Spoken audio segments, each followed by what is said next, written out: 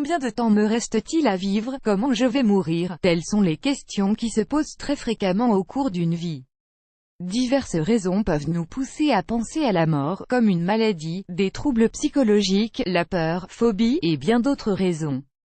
Si vous voulez savoir quand et comment vous allez mourir, lisez cet article et faites le test. Advertisement: play current time minuit, duration time minuit, remaining time minuit, stream type live loaded, 0% progress, 0% minuit, full screen minuit, mute playback ratin, subtitles off, captions off, chapters raters undefined. Généralement, les médecins demandent aux patients de faire de nombreux tests et analyses pour savoir si leur état de santé est bon.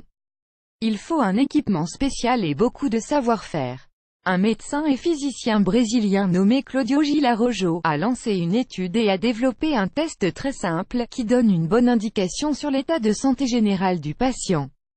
Faites le test et vous aurez une réponse. Add choice ES advertising read invented by TEADS. Add choice ES advertising read invented by TEADS. Faire de l'exercice de manière régulière permet d'avoir une bonne santé et pourquoi pas une longue vie.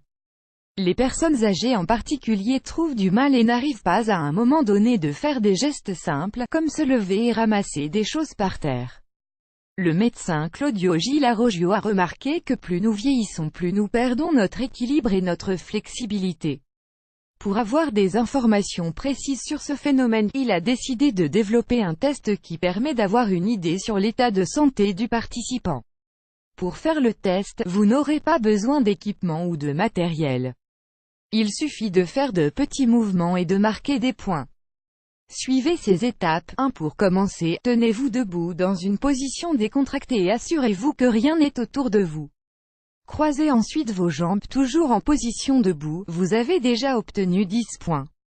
Add choice ES advertising read invented by TEADS. Add choice ES advertising read invented by TEADS. 2. Sans aucune aide et sans utiliser vos mains, asseyez-vous sur le sol les jambes croisées. Seuls vos pieds doivent vous retenir. Si vous utilisez vos mains, vos bras, vos jambes et vos genoux, vous allez perdre un point. La même chose si vous appuyez vos mains ou vos coudes sur vos jambes. Vous perdez un demi-point si vous perdez votre équilibre mais que vous ne vous appuyez sur rien. 3. Maintenant relevez-vous sans utiliser ni vos mains, ni vos bras, ni vos jambes, ni vos genoux. Seuls vos pieds peuvent vous aider comme précédemment. Vous allez perdre un point de votre score si vous vous appuyez sur un objet ou sur vos jambes et si d'autres parties de votre corps touchent le sol. Add choice ES advertising read invented by TEADS. Add choice ES advertising read invented by TEADS. 4. Maintenant vous pouvez calculer votre score. Le résultat va vous indiquer si vous avez besoin de faire davantage d'exercices sportifs ou si vous avez déjà une bonne condition physique. Quel est votre résultat? Ce test ne peut pas être appliqué sur toutes les personnes.